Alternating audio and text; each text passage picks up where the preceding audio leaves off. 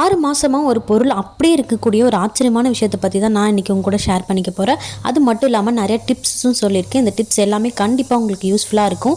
இது எல்லாமே நீங்கள் ஒன்று கூட யூஸ் பண்ணாமல் இருக்க மாட்டீங்க. ஸோ எல்லாமே சூப்பராக இருக்கும். கண்டிப்பாக சேனலை லைக் பண்ணிவிட்டு சப்ஸ்கிரைப் பண்ணி வச்சுக்கோங்க. என்னோடய சேனல் நிறைய டிப்ஸ் மட்டுமே போட்டுட்ருக்கேன். இந்த டிப்ஸ் எல்லாமே உங்களுக்கு யூஸ்ஃபுல்லாக இருக்கும். ஸோ ஸ்கிப் பண்ணாமல் ஃபுல்லாக வீடியோ பாருங்கள், சப்ஸ்கிரைப் பண்ணி வச்சுக்கோங்க. வாங்க வீடியோக்குள்ளே போகலாம். ஃபர்ஸ்ட் டிப் கோகா டிப்ஸ் தாங்க பார்க்க போகிறோம். நிறைய பேர் வீட்டில் இந்த கோகா யூஸ் பண்ண மாட்டீங்கன்னு நினைக்கிறேன். யாரெல்லாம் யூஸ் பண்ண மாட்டீங்க, யாரெல்லாம் கோகா யூஸ் பண்ணுறீங்க அப்படின்னு கமெண்ட் பாக்ஸில் சொல்லுங்கள். நிறைய பேர் யூஸ் பண்ணலை அப்படின்னு தான் நான் நினைக்கிறேன். இந்த கோகா பார்த்தாலே கண்டிப்பாக ஒரு டிஷ்ஷு செய்கிறதுக்கு நான் வாங்கியே தருவேன். கண்டிப்பாக மிஸ் பண்ணவே மாட்டேன். அப்படி என்ன கோகாவில் ரொம்ப டேஸ்ட்டாக இருக்க போகுதுன்னு பார்த்தீங்கன்னா கோகா 65 ரொம்ப டேஸ்ட்டாக இருக்கும். அது எப்படி பண்ணுறதுனா நீல வாக்கில் வந்து இந்த கோகாயை ஃபுல்லாக அரிஞ்சு வச்சுக்கணும். நம்ம எப்பயுமே வந்து 65 பண்ணுறதுக்கு சிக்கன் 65 இல்லை கோபி 65 பண்ணுறதுக்கு நம்ம என்னென்னலாம் மசாலா ஆட் பண்ணுவோமோ அது எல்லாத்தையுமே ஆட் பண்ணிவிட்டு அழகாக நீங்கள் எண்ணெயில் போட்டு பொரிச்சு எடுத்திங்கன்னா அவ்வளோ டேஸ்ட்டாக இருக்குங்க. காலிஃப்ளவர் 65 விட இந்த கோகா 65 செம்ம சூப்பராக இருக்கும். நீங்கள் ஒரு தடவை ட்ரை பண்ணி பாருங்கள். கண்டிப்பாக கோகா இன்னொரு தடவை நீங்கள் மார்க்கெட்டில் எங்கே பார்த்தாலுமே வாங்கிடுவீங்க. ஸோ அந்த அளவுக்கு டேஸ்ட்டாக இருக்கும். அண்ட் நான் இன்றைக்கி வந்து எங்களுடைய அம்மாவுக்காக தான் பொரியல் பண்ண போகிறேன். ஸோ அவங்களுக்கு பொரியல் தான் வந்து அவங்களுக்கு செட் ஆகும் அவங்களுடைய ஹெல்த் இஷ்யூனால. ஸோ அதனால் அவங்களுக்கு பொரியல் பண்ணுறேன். பொரியல் பண்ணும்போது நம்ம எப்படி அரிஞ்சால் வந்து நிறையா இருக்கிற மாதிரி இருக்கும்னு நான் காட்டுறேன். கோகாயை வெறும் ரவுண்டாக கட் பண்ணி போட்டிங்கன்னா வந்து கம்மியாக இருக்கிற மாதிரி தான் இருக்கும். ஸோ நீங்கள் ரவுண்டாக மட்டும் கட் பண்ணாமல் கோகா நடுவில் வந்து அரிஞ்சிட்டு அதை நீங்கள் ரெண்டாக கட் பண்ணிக்கிறீங்கன்னா ரொம்பவே ஈஸியாக இருக்கும். பொரியல் வெந்துரு வரத்துக்கும் ஈஸியாக இருக்கும் அண்ட் கட் பண்ணுறதுக்கும் ரொம்ப ஈஸியாக இருக்கும். ட்ரை பண்ணி பாருங்கள். இப்போ நான் 65 போகிறதுனா எப்படி அறியும்னா இந்த மாதிரி நான் 4 பீஸாக கட் பண்ணியிருக்கேன் இல்லையா, நீல் வாக்கில் அதை 4 பக்கமாக நீங்கள் கட் பண்ணிங்கன்னா 65க்கு சூப்பராக இருக்கும். அண்ட் இதுக்கு முன்னாடி காட்டின மாதிரி ரெண்டாக அரிஞ்சு அதை நீங்கள் நல்லா 4 பக்கமாக அரிஞ்சுக்கிட்டிங்கன்னா அது ரொம்ப ஈஸியாக இருக்கும் பொரியலுக்கு. அண்ட் இதை விட பொரியலுக்கு கோகாய் ரொம்ப சீக்கிரமாக அண்ட் ஃபாஸ்ட்டாக எப்படி அறியும்னா எல்லா கோகாயுமே வந்து நீட்டாக வந்து ரெண்டாக மட்டும் கட் பண்ணி வச்சுக்கோங்க. நான் இப்போ எப்படி கட் பண்ணி வச்சுருக்கணும் அந்த மாதிரி கட் பண்ணி வச்சுக்கிட்டு அதுக்கப்புறம் நீங்கள் வந்து கத்தி வச்சு அப்படியே நீங்கள் செட்டாக கட் பண்ணிட்டு வந்தீங்கன்னா ரொம்ப ஈஸியாக கட் பண்ணிடலாம். நான் இந்த வீடியோவில் காட்டுற மாதிரி நான் எடுக்கிறதுக்கே வந்து ஒரு 2 நிமிஷம் தான் ஆச்சு. ஸோ அந்த செகண்ட்லேயே வந்து நான் ஃபுல்லாத்தையுமே வந்து கட் பண்ணி எடுத்துட்டேன். அவ்வளோ ஈஸியாக இருக்கும். நீங்கள் ரெண்டாக இந்த மாதிரி கட் பண்ணி வச்சுட்டு கட் பண்ணிங்கன்னா ரொம்ப ஈஸியாக இருக்கும். ட்ரை பண்ணி பாருங்கள்.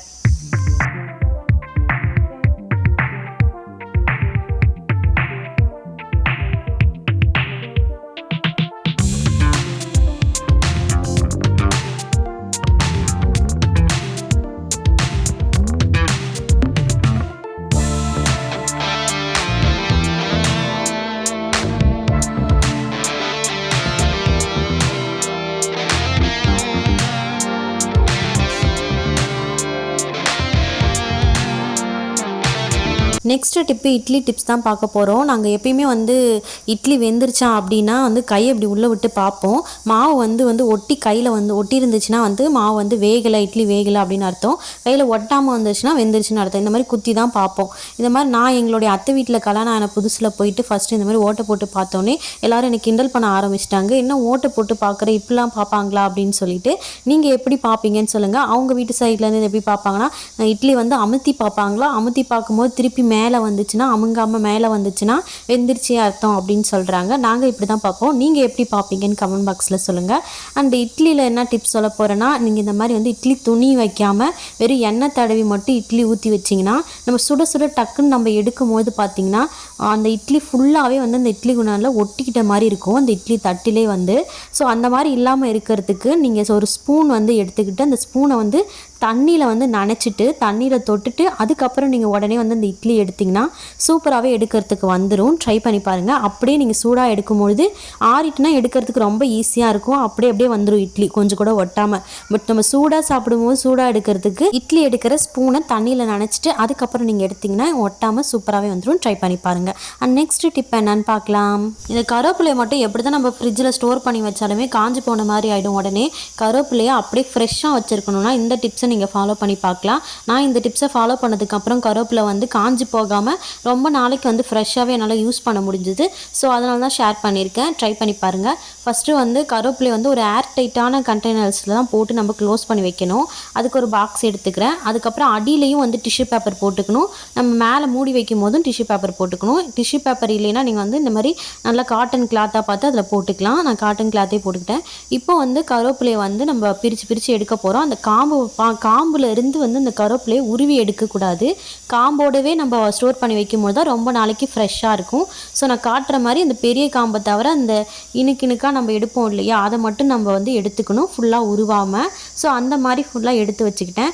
இப்போ இது கூட கொஞ்சமாக வந்து ஆயில் சேர்க்க போகிறேன். எந்த ஆயில் வேணால் நீங்கள் சேர்த்துக்கலாம். ஆயிலுக்கு ஒரு 2 ட்ராப்ஸ் மட்டும் சேர்த்துக்கிட்டு அழகாக வந்து நல்லா மிக்ஸ் பண்ணி விட்டுருங்க. அந்த ஆயில் வந்து எல்லா இடத்துலையும் ஸ்ப்ரெட் ஆகிற மாதிரி நல்லா மிக்ஸ் பண்ணி விட்டுருங்க. ரொம்பலாம் ஆயில் சேர்க்க தேவையில்ல, ஒரு 2-3 ட்ராப்ஸ் சேர்த்தாலே போதும். ஸோ சேர்த்துட்டு அதுக்கப்புறம் நல்லா வந்து மிக்ஸ் பண்ணி விட்டுட்டு இதை அப்படியே வந்து அதுக்குள்ளார வச்சுட்டு அழகாக நல்லா விரித்து வச்சுட்டு அதுக்கு மேலே நீங்கள் டிஷ்யூ பேப்பரோ இல்லை அந்த துணியோ போட்டு நல்லா க்ளோஸ் பண்ணி வச்சுட்டு அதுக்கப்புறம் இந்த பாக்ஸை நல்லா க்ளோஸ் பண்ணிவிட்டு நீங்கள் ஃப்ரிட்ஜில் வச்சிட்டிங்கன்னா சூப்பராகவே ஃப்ரெஷ்ஷாகவே இருக்கும். ட்ரை பண்ணி பாருங்கள், இது சூப்பராக ஒர்க் அவுட் ஆகும். இதுக்கு மட்டும் இல்லை, நம்ம புதினா கொத்தமல்லிலாம் வைக்கிறதா இருந்தாலும் அப்படியே வச்சுக்கலாம். நம்ம புதினா கொத்தமல்லி புதினாலாம் போடும்போது நம்ம அதுக்கு மேலே வந்து எந்த ஒரு எண்ணெயும் தடவ தேவையில்லை. நீங்கள் அழகாக வந்து டிஷ்யூ பேப்பர் வச்சுட்டு அதுக்கப்புறம் நீங்கள் க்ளோஸ் பண்ணால் மட்டுமே போதும், ஃப்ரெஷ்ஷாகவே இருக்கும். ட்ரை பண்ணி பாருங்கள்.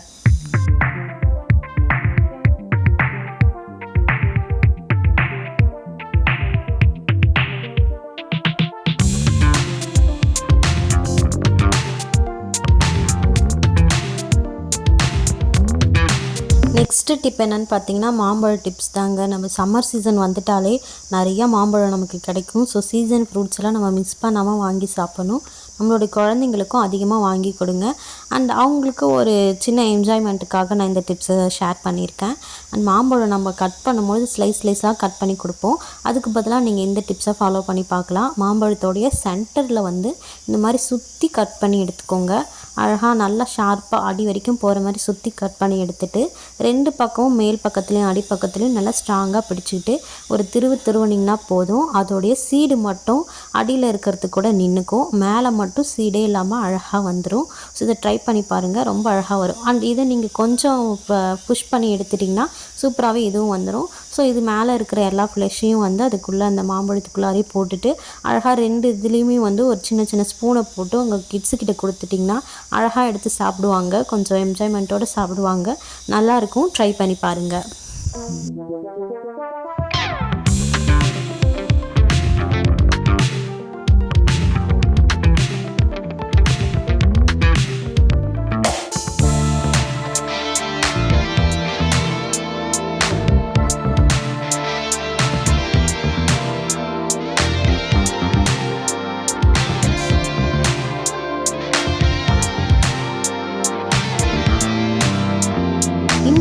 எனக்கு ரொம்பவே பிடிச்ச டிப்ஸ்ன்னு சொல்லலாம். ஏன்னு கேட்டிங்கன்னா இந்த பாக்ஸு பார்க்குறதுக்கு எனக்கு ரொம்பவே பிடிச்சிருந்துச்சு. இதில் நான் கலர்லாம் பண்ணலான்னு நினைக்கவே இல்லை. கலர் பண்ணிங்கன்னா உங்களுக்கு பிடிச்சிருந்தாலும் கலர் பண்ணிக்கலாம். பட் எனக்கு இந்த கலரே வந்து அப்படியே சூப்பராக பிடிச்ச மாதிரி இருந்துச்சு. அதனால் நான் அப்படியே யூஸ் பண்ணிக்கிட்டேன். இதுக்கு மேலே ஒட்டியிருக்கிற இந்த ஸ்டிக்கர் மட்டும் எடுத்துட்டிங்கனாலே போதும், பார்க்குறதுக்கு ரொம்ப அழகாக இருக்கும். அப்படி என்ன இதில் பண்ண போகிறோம் அப்படின்னு கேட்டிங்கன்னா, நான் ஏற்கனவே ஒரு வீடியோவில் போட்டிருப்பேன். பெரிய எக்ஸ் வைக்கிற இந்த மாதிரி பாக்ஸ் இருந்துச்சுன்னா அதில் நீங்கள் அழகாக மண் எல்லாத்தையும் கொட்டிட்டு சின்ன தக்காளி விதைகள் எல்லாத்தையுமே செப்பரேட்டாக பிரித்து போட்டு வைக்கிறதுக்கு ரொம்ப யூஸ்ஃபுல்லாக இருக்கும். ட்ரை பண்ணி பாருங்கள். அது மட்டும் இல்லாமல் இந்த எக் ட்ரே பார்க்குறதுக்கு ரொம்ப க்யூட்டாக ரொம்ப அழகாக இருந்த மாதிரி இருந்துச்சு. அதனால் இதை நான் வேறு மாதிரி யூஸ் பண்ணிக்கலான்னு சொல்லிட்டு நான் எடுத்துக்கிட்டேன். அண்ட் இதில் எனக்கு கலர் பண்ணவும் விருப்பம் இல்லை. இது பார்க்குறதுக்கே எனக்கு ரொம்ப பிடிச்சிருந்துச்சு இதுவே.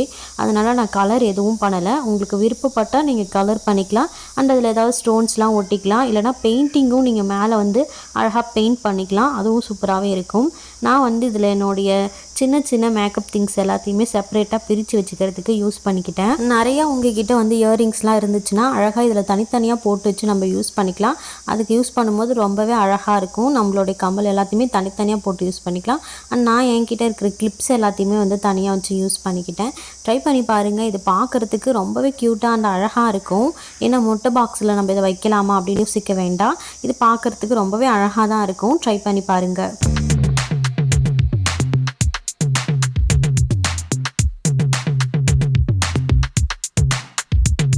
இந்த டிப்ஸ் சந்தனம் யூஸ் பண்ணுற எல்லாருக்குமே ரொம்ப யூஸ்ஃபுல்லாக இருக்கும். நான் எப்பயுமே வந்து குங்குமம், திணறு இதெல்லாம் வைக்கிறதுக்கு பதிலாக சந்தனம் தான் அதிகமாகவே யூஸ் பண்ணுவேன். ஸோ எனக்கு இந்த டிப்ஸ் ரொம்பவே யூஸ்ஃபுல்லாக இருந்துச்சு. சந்தனம் வந்து இன்றைக்கி நம்ம வச்சுட்டு போகிறோம் அப்படின்னா மறுநாள் பார்த்திங்கன்னா திருப்பியும் ட்ரை ஆன மாதிரி ஆகிடும் அந்த பாக்ஸே. ஸோ அந்த மாதிரி ஆகாமல் இருக்கிறதுக்கு நீங்கள் இந்த டிப்ஸை ஃபாலோ பண்ணி பார்க்கலாம். நம்ம தண்ணி ஊற்றி ஊற்றி மிக்ஸ் பண்ணி வச்சுட்டு இருந்தால் சீக்கிரமாகவே ட்ரை ஆகி போன மாதிரி இருக்கும். அதுக்கு பதிலாக ரோஸ் வாட்டர் இருக்கு இல்லையா, ரோஸ் வாட்டரை வச்சு அதுக்கப்புறம் நீங்கள் நல்லா சந்தனத்தை மிக்ஸ் பண்ணி விட்டுட்டு நீங்கள் வச்சிங்கன்னா எத்தனை நாள் ஆனாலுமே வந்து ட்ரை ஆகாமல் அப்படியே இருக்கும். அது நல்ல வாசனையாகவும் இருக்கும். நல்லா இந்த சந்தன வாசனையும் இந்த ரோஸ் வாட்டர் வாசனையும் நல்லாவே மிக்ஸ் பண்ணும்பொழுது சூப்பர் வாசனையாகவும் இருக்கும், ட்ரை ஆகாமலும் இருக்கும். ட்ரை பண்ணி பாருங்கள். இந்த டிப்ஸு சூப்பராக ஒர்க் அவுட் ஆகும். அண்ட் நீங்கள் சந்தனம் தான் அதிகமாக யூஸ் பண்ணுறீங்களான்னு கமெண்ட் பாக்ஸில் சொல்லுங்கள். அண்ட் மறக்காமல் இந்த டிப்ஸ்லாம் பிடிச்சிருந்தா ஒரு லைக் பண்ணிக்கோங்க.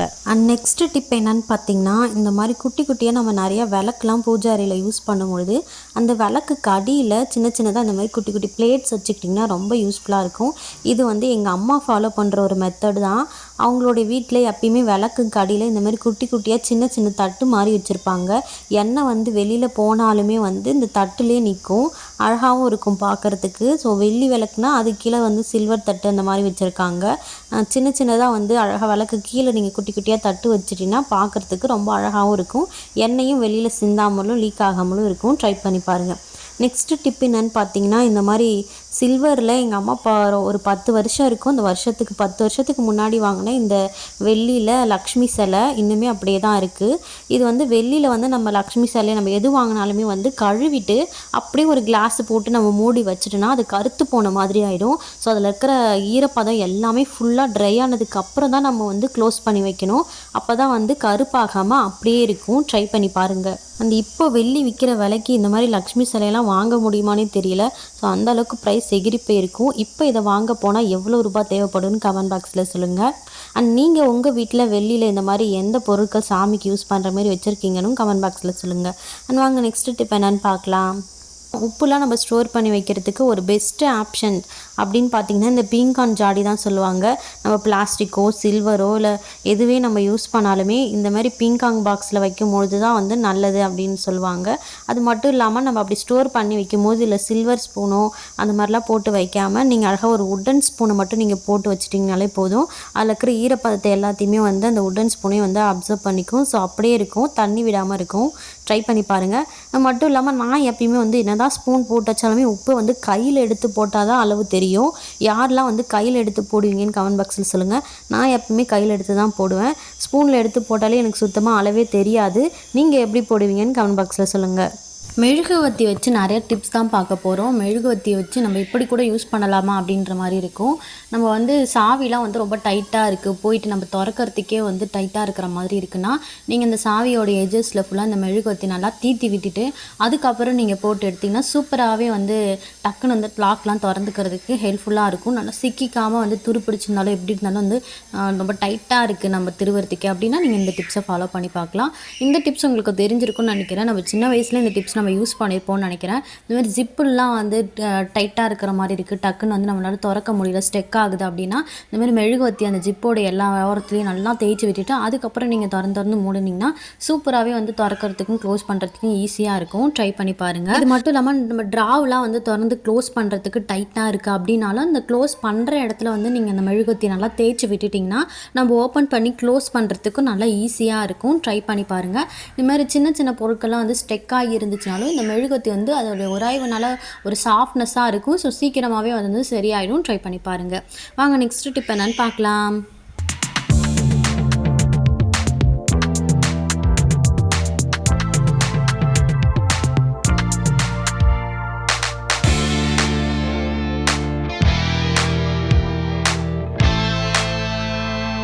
இப்போ நான் வீடியோட ஸ்டார்டிங்கில் சொல்லியிருப்பேன் ஒரு ஆச்சரியமான விஷயம் அப்படின்னு சொல்லிட்டு அந்த விஷயத்தை பற்றி தான் உங்க கூட ஷேர் பண்ணிக்க போகிறேன்.